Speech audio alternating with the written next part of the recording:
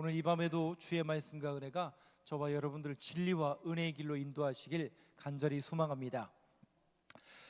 사무엘하 맨 마지막 장 사무엘상하는 주인공이 물론 사울왕도 있겠지만 다윗왕이겠죠. 그 다윗왕의 맨 마지막 내용이 오늘 24장에 담겨져 있습니다. 이렇게 생각할 수 있겠죠.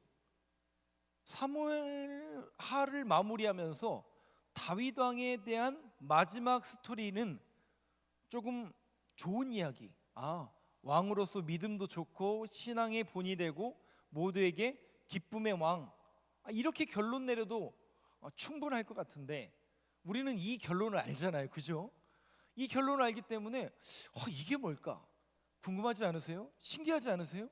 성경은 왜 이렇게 한 인물을 집중적으로 조명하면서도 우리 상식이나 우리의 생각은 과장이 아니더라도 그래도 다윗은 믿음의 조상이요, 그래도 하나님을 기뻐하시게 하는 사람이었으니 그 끝과 결말은 아름답게 포장할 수도 있을 텐데 성경이 성경인 이유는 바로 여기에 있습니다. 성경은 어떤 한 인물에 초점을 맞추고 있는 게 아닙니다. 그래서 성경은요, 위인전기가 아닙니다. 세종대왕이나 이순신 장군을 포장하기 위한 위인전기가 아닙니다. 다윗을 포장하기 위한 위인전기도 아닙니다. 성경은 오로지 두 가지만을 여러분들이 꼭 기억하셔야 됩니다. 우리가 보통 큐티라고 하잖아요. 관찰, 해석, 적용. 그런데 여러분들이 성경을 잘 관찰하고 그 내용을 여러분들이 보실 때에 그것이 어떻게 적용할까, 이게 쉽지 않거든요. 그런데 이 내용과 적용을 여러분들이 이 두 가지 기준에 맞춰서 딱 생각하면 그 말씀이 여러분들에게 적용이 됩니다. 뭐냐면 자막을 한번 보여주시겠어요? 첫 번째, 두 번째. 성경은 항상 우리에게 뭘 가르쳐 주냐? 첫 번째, 없나요?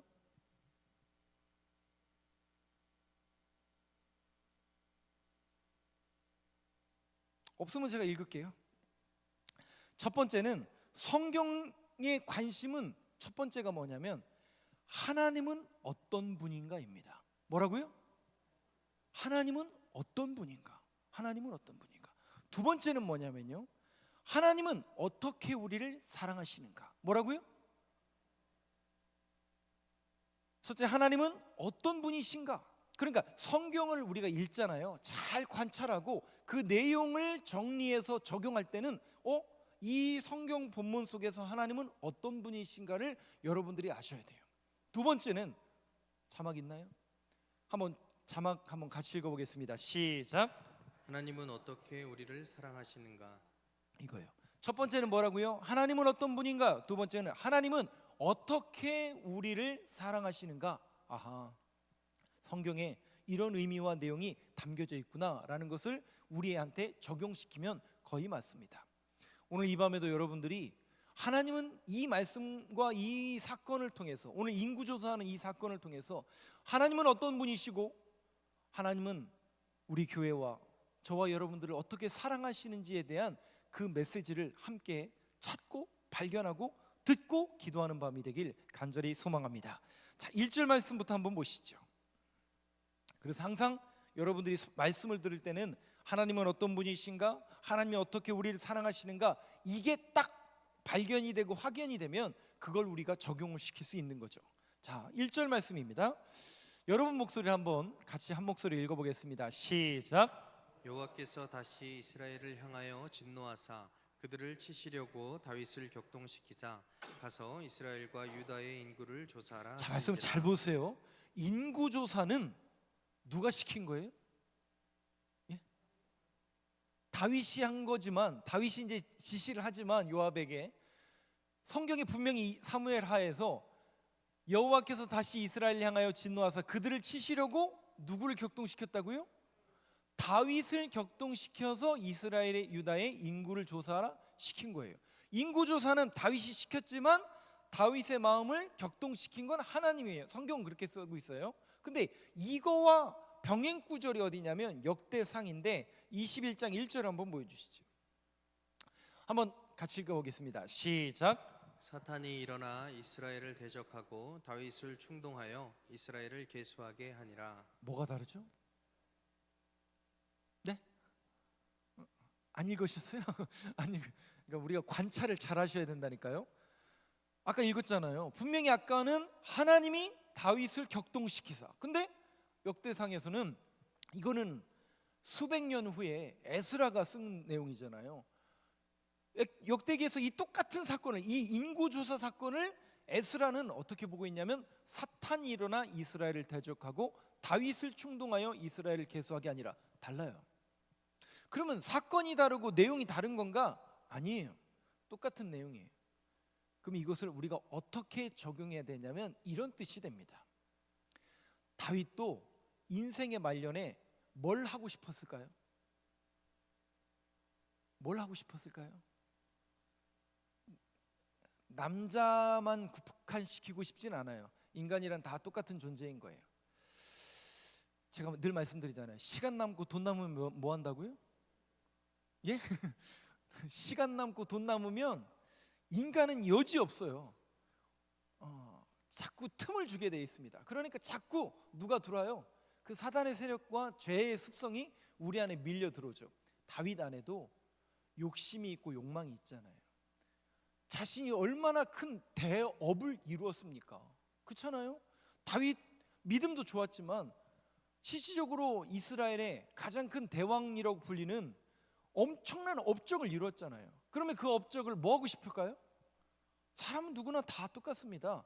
자랑하고 싶었겠죠. 그 욕망이 있는데 그 틈을 누가 비집고 들어오는 거예요? 죄의 사단의 세력이 들어오는 거예요. 그래서 뭐 하는 거예요? 계속 충동질하는 거예요. 야, 인구조사해라, 인구조사해라. 계속 충동질하는 거예요. 근데 하나님이 어떻게 하고 계신 거예요? 다윗은 그래도 믿음이 있는 사람이었으니까 하나님이 뚜껑을 딱 덮고 그의 마음을 뭐 했던 거예요? 누르고 있었던 거예요. 근데 시간 남고 돈 남고 어떻게 돼요?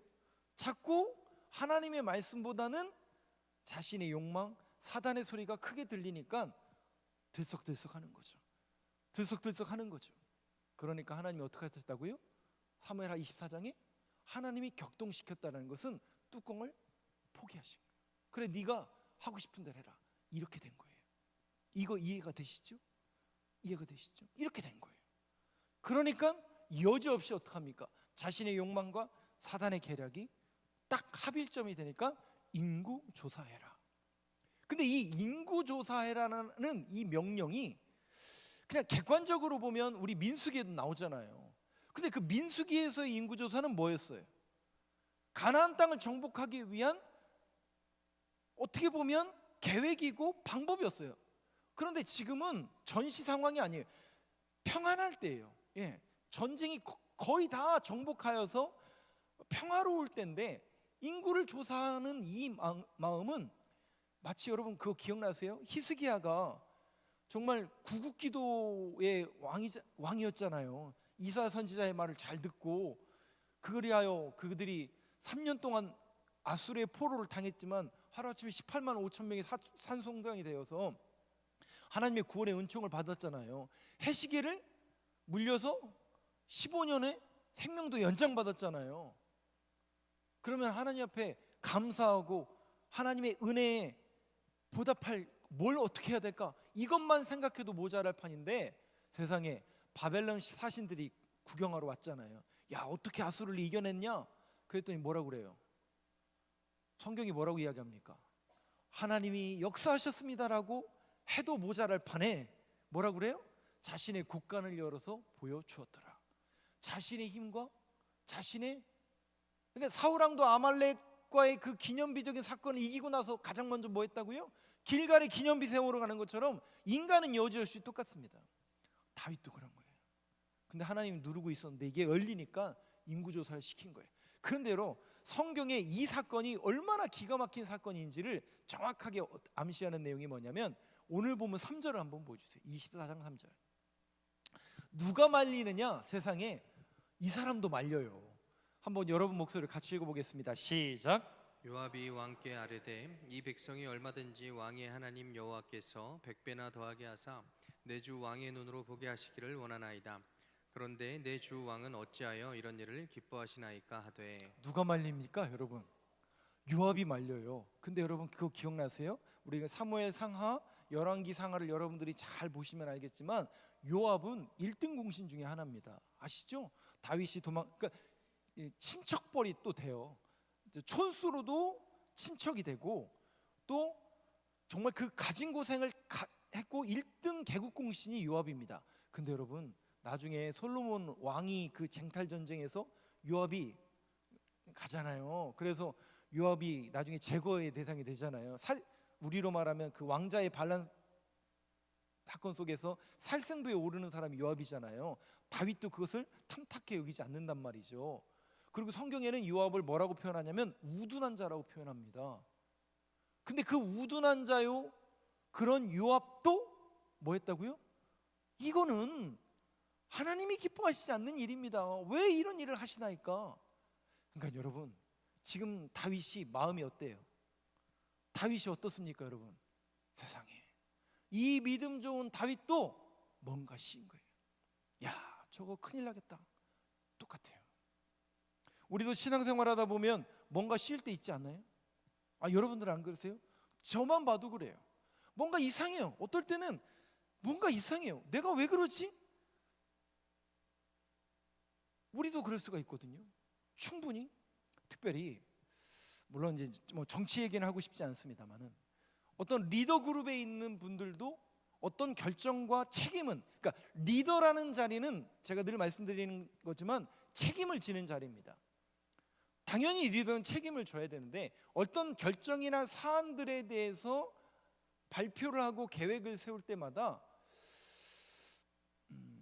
저는 늘 말씀드리지만 영적인 제어 장치가 없으면 독단과 독선으로 나아갈 가능성과 여지가 있을까요, 없을까요? 여지없이 있습니다.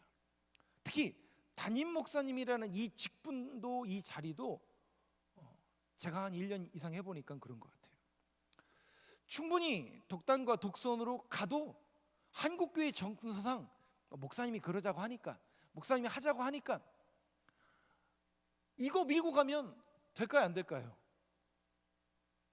안 된다고 얘기해 주세요. 근데 한국교회는 그게 조금 통용이 되는 조금 그런 문화가 있었잖아요.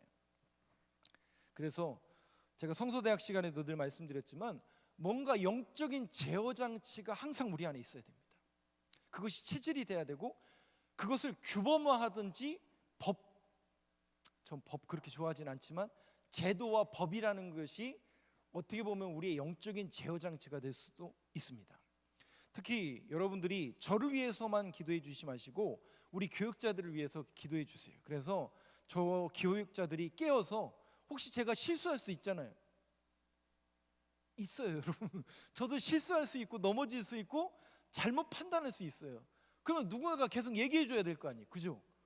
그래서 함께 동역하는 우리 동역자들이 깨어서 기도하고 지혜가 있게 해달라고 늘 기도해 주셔야 됩니다. 그래서 바른 판단, 바른 길, 어떻게 해서든지 하나님의 뜻을 이룰 수 있는 바른 길을 제시하는 것이 지도자의 덕목이 되어야 되는데 여러분 그것이 제가 곁길로 안 나가도록 여러분들이 늘 기도해 주시고 또 교육자들 우리 장로님들이 바르게 판단하고 같이 동역하고 영적인 제어 장치로서의 역할을 할 수 있도록 여러분들이 기도해 주시고 그 역할을 해 주셔야 됩니다. 특별히 우리가 오늘 이 다윗의 모습 속에서도 그 모습을 여지없이 보잖아요. 야, 그 믿음 좋은 다윗이 어떻게 이렇게 됐을까? 아니 세상에 우둔한 자 중에 하나였던 요압도 이거는 아무리 봐도 아닌 것 같은데요. 근데 여러분 다윗이 들어요, 안 들어요? 안 듣습니다. 무슨 결과를 초래하느냐? 9개월 20일 동안 인구조사를 시킵니다. 얼마요? 9개월 20일. 세상에.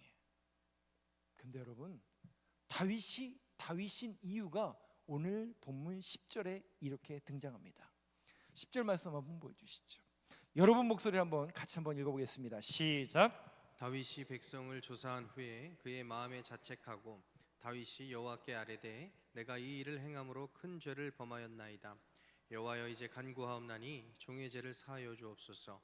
내가 심히 미련하게 행하였나이다 하니라. 다윗이 다윗인 이유는 여기에 있는 겁니다. 다윗이 믿음이 좋다고요? 다윗이 엄청난 업적을 이루었다고요? 대업을 이루었다고요? 그것이 훌륭한 점일 수도 있죠. 그런데 여러분, 다윗이 훌륭하고 다윗이 왜 다윗이냐면 그가 죄를 안 지으니까, 훌륭한 업적을 많이 남겼으니까, 안 넘어지니까가 아니에요. 그도 우리랑 똑같이 넘어져요. 그도 역시 실수하고 죄 지어요. 근데 다윗이 다윗인 점은 이거예요. 나단 선지자가 책망했을 때도 9개월 20일이라는 시간이 지나면서 늦게나마 깨닫고, 내가 죄송해요. 그냥 이거 자책하는 거죠. 야, 이게 뭐냐? 그의 마음에 뭐 했다고요?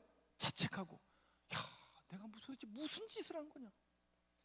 하나님의 사람이요, 믿음의 사람이요, 하나님께서 세워준 이 왕의 자리에서 도대체 내가 무슨 짓을 한 거냐? 자책하고, 다윗이 어떻게 합니까? 여호와께 아뢰되 내가 이 일을 행함으로 큰 죄를 범하였나이다. 여지없이 죄인입니다. 하나님, 여지없이 하나님, 내가 죄인입니다. 저는 이 신앙의 모습이 우리의 신앙의 모습이 되어야 됩니다. 우리도 실수한다니까요. 우리도 넘어진다니까요. 그러나 여러분, 중요한 건 뭐냐면 모든 문제를 가지고 하나님 앞에 나아가는, 캠벨 몰간 목사님이 얘기한 것처럼 믿음이란 그런 거거든요. 넘어질 수 있고 실수할 수 있고, 왜? 연약하니까. 하나님이 그걸 아신다니까요. 모르는 게 아니죠. 다 아셔요. 그렇기 때문에 그냥 하나님 앞에 믿음을 가지고 가는 거예요. 넘어졌습니다. 실수했습니다. 죄인입니다. 부족한 사람입니다. 그 모든 걸 아시는 그분만 바라보고 오늘도 믿음으로 하나님 앞에 나아가는 저와 여러분 되길 간절히 소망합니다. 12절 말씀 한번 보시죠. 자, 그런데 그런 실수를 범하고 죄를 졌다면 저는 믿음에는 뭐가 따른다라고 말씀드렸죠? 책임이 따른다라고 했어요. 죄를 졌으면 거기에 상응하는 벌이 주어지죠.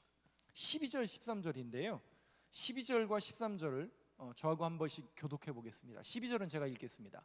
가서 다윗에게 말하기를 여호와께서 이와 같이 말씀하시기를 내가 내게 세 가지를 보이노니 너를 위하여 너는 그 중에서 하나를 택하라. 내가 그것을 내게 행하리라 하셨다 하라 하시니. 가시 다윗에게 이르러 아뢰어 이르되 왕의 땅에 7년 기근이 있을 것이니이까 혹은 왕의 원수에게 쫓겨 석 달 동안 그들 앞에서 도망하실 것이니이까 혹은 왕의 땅에 사흘 동안 전염병이 있을 것이니이까 왕은 생각하여 보고 나를 보내신 이에게 무엇을 대답하게 하소서 하는지라. 죄송해요, 글씨가 조금 작죠? 그렇죠? 근데 아까 12절에서 가시라는 선지자를 보내서 하나님께서 말하시는 거예요. 뭘 말하시냐면, 그래, 네가 죄진 거 이제 알았지? 그러면 세 가지 중에 하나 골라. 여러분들도 한번 골라보시죠. 세 가지. 첫 번째가 뭐예요? 왕의 땅에 7년 기근이 있을 것이다. 7년 기근. 두 번째는 뭡니까? 왕이 왕의 원수에게 쫓겨 석 달 동안 도망 다닐 것이다. 혹은 왕의 땅에서 사흘 동안 전염병. 1번, 2번, 3번. 1번은 뭐예요? 7년 동안 기근이에요. 2번은 석 달 동안, 3개월 동안 도망 다니는 거예요. 세 번째는 사흘 동안, 3일 동안 전염병. 어떤 게 좋을까요? 짧은 게 좀 좋을지 않을까요? 그렇잖아요. 7년 3개월보다는 3일이 좀 낫지 여러분 그렇게 생각 안 하시나요? 저는 이거 딱 볼 때마다 당연히 7년 3개월 3일이 훨씬 낫지 않나? 짧은 게 좋은 거 아니에요? 근데 이 대목에서 뭘 선택해요? 세 번째 선택하잖아요. 다윗이 짧아서 선택했나? 이 병행 구절을 한번 보시죠. 역대상 한번 보시죠. 21장 12절. 한번 여러분 목소리로 같이 한번 읽어보겠습니다. 시작. 혹 3년 기근이든지 혹 내가 석 달을 적군에게 패하여 적군의 칼에 쫓길 일이든지 혹 여호와의 칼 곧 전염병이 사흘 동안 이 땅에 유행하며 여호와의 천사가 이스라엘 온 지경을 멸할 일이든지라고 하셨나니 내가 무슨 말로 나를 보내신 이에게 대답할지를 결정하소서 하니. 여러분 잘 보시면 혹 3년 기근이든지 혹 내가 석 달을 적군에게 패하여 적군의 칼에 쫓길 일이든지 혹 여호와의 칼 곧 전염병이 사흘 동안 이 땅에 유행하며 여호와의 천사가 이스라엘 온 지경을 멸할 일이 있든지 하셨나니 내가 무슨 말로 나를 보내신 이에게 대답할지 결송하소하니. 똑같은 이야기예요. 그죠? 근데 이 역대상에는 앞에 사무엘 하에 없는 한 문장이 삽입이 돼 있어요. 그게 뭐냐면 글씨가 안 보여서 잘 모르시겠지만 제가 말씀드릴게요. 잘 보시면 이렇게 써 있습니다. 3년 기근이든지 혹 내가 석 달을 적군에게 패하여 적군의 칼에 쫓길 일이든지 혹 여호와의 칼이라는 단어가 들어요. 여호와의 칼을 곧 전염병이 사흘 동안. 전염병을 선택하잖아요. 3일 전염병을 선택한다는 거예요. 짧아서 그런가 역대상에 보면 여호와의 칼이라는 문장이 등장을 해요. 여러분 3일 전염병으로 인해서 몇 명이 죽는지 혹시 아시나요? 7만 명이 죽어요. 세상에. 그럼 여러분 이게 진짜 엄청난. 근데 여기서 중요한 게 뭐라고요? 여호와의 칼. 왜 여호와의 칼이라는 단어가 나왔을까요? 왜 다윗이 이걸 선택했을까요? 이거예요. 나는 하나님 앞에 범죄했나이다. 그래서 마땅하게 하나님의 채찍을 맞겠다라는 거예요. 누구의 칼?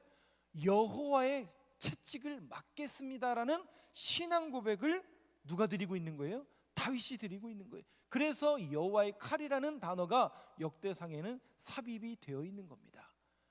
맞겠습니다. 내가 믿음에는 책임이 따르기 때문에 내가 그걸 응당 감당하겠습니다. 그 신앙 고백이 바로 여호와의 칼이라는 이 내용 속에서 담겨져 있다라는 것이죠.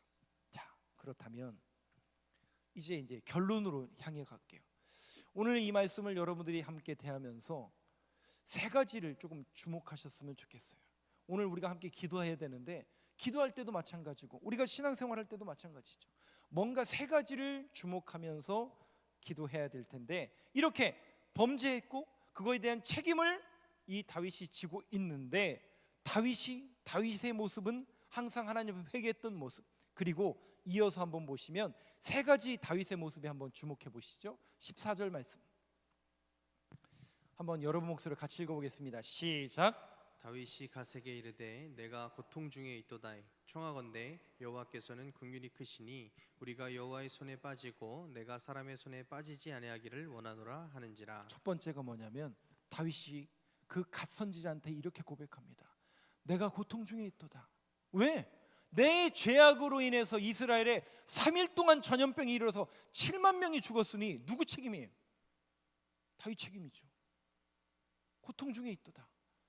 청하건대 여호와께서는 뭐 하시다고요? 하나님은 어떤 분이시라고요? 하나님은 어떤 분이시라고요? 긍휼이 크시니 인애가 많으시니 자비가 많으시니 헤세드. 아하, 우리 하나님은 어떤 분이라고요? 나를 긍휼히 여겨주시는구나. 나를 불쌍히 여겨주시는 분이구나. 하나님은 이런 분이라는 거죠. 다윗은 정확하게 하나님이 어떤 분인지 알고 있어요. 여러분들이 오늘도 하나님 앞에 나아가고 하나님을 붙들고 하나님은 어떤 분이신가 정확하게 아셔야 돼요. 하나님은 긍휼이 많으신 분이에요. 인애가 풍성하신 분이에요. 자비가 많으신 분이에요. 어떤 목사님 그 얘기 하시더라고요. 간증 속에 자기의 특기가 뭐냐? 제 얘기가 아니라 어떤 목사님의 특기예요. 자기는 하나님 앞에 늘 불쌍한 사람이래요. 누구 앞에 불쌍한 사람이라고요?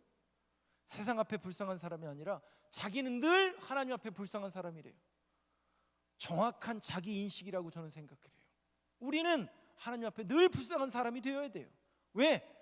우리 주님은 긍휼이 크시고 긍휼이 많으신 분. 하나님, 내가 하나님 보시기에 연약한 자입니다. 내가 하나님 보시기에 불쌍한 자입니다. 그러니 나를 만나 주시고 나를 고쳐 주시고 나를 만져 주시고 나를 용서하여 주시옵소서. 여러분, 그것은 한 어떤 목사님의 특기가 아니라 저와 여러분들의 신앙 고백이 되길 간절히 소망합니다. 오늘도 긍휼하신 그 주님만을 바라볼 수 있는 그 믿음의 고백에 눈이 떠져야 된다라는 것이죠. 두 번째, 사무엘하 22장 51절 한번 보시죠. 다윗이 이렇게 고백합니다. 여러분 목소리 한번 같이 읽어보겠습니다. 시작. 여호와께서 그의 왕에게 큰 구원을 주시며 기름 부음 받은 자에게 인자를 베푸시며 영원하도록 다윗과 그 후손에게로다 하였더라. 여기에도 인자가 나오죠. 국률이 나오죠. 여호와께서 그의 왕에게 큰 구원을 주시며 기름 부음 받은 자에게 인자를 베푸시며, 인애가 풍성하시고 국률과 자비 같은 말이에요. 헤세드 같은 말이에요. 자비, 인애, 국률, 인자, 헤세드. 인자를 베푸시며 영원하도록 다윗과 그 후손에게로다 하였더라. 두 번째는 뭘까요? 마지막 절에 있는 거예요. 다윗과 그 후손에게로다 하였더라. 약속의 말씀을 붙드는 거예요. 하나님, 제가 연약합니다. 제가 또 죄를 졌습니다. 그러나 하나님은 인애가 풍성하시고 나를 불쌍히 여겨주시지 않습니까? 그런데 하나님 분명히 말씀하셨습니다. 뭐라고요? 다윗과 그 후손에게로다 하였더라. 영원토록 은혜를 베풀어 주신다고 약속하지 않았습니까? 그래서 어떤 목사님이 그 얘기 하시더라고요. 신앙은 우기는 거래요. 뭘 우기는 거예요?